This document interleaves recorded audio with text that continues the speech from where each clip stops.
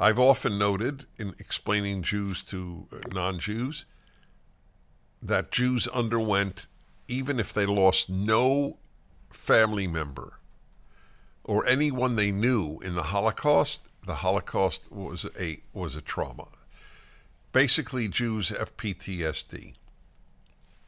It's much less true for the next generation, but for my generation, born right after World War II, there is no question. I am very rational, and I was very affected by the trauma of something none of my relatives and no one I knew was affected by. But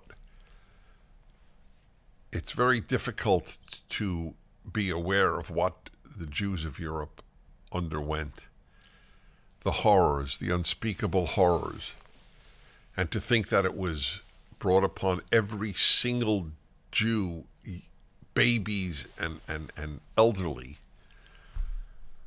were targeted for extermination. It affects you, and it did have there was a PTSD element in Jewish life. There's no question.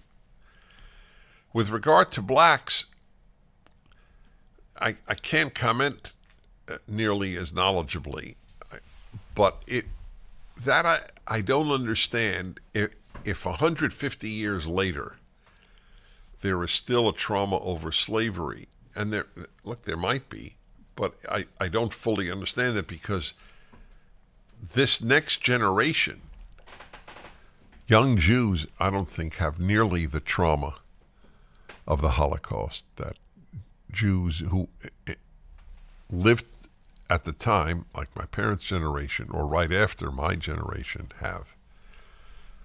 But there is such a thing. I've thought about this a fair amount, and I remember being on a panel with a Catholic and Protestant, very intelligent people, long time ago. And it was pointed out that Protestants are the most optimistic of the groups, Protestant, Catholic, Jew.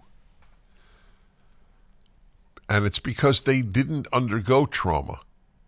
Many Catholics did because of World War II, as an example, and the suffering of Poles who were Catholic, as an example, and of other groups in Europe.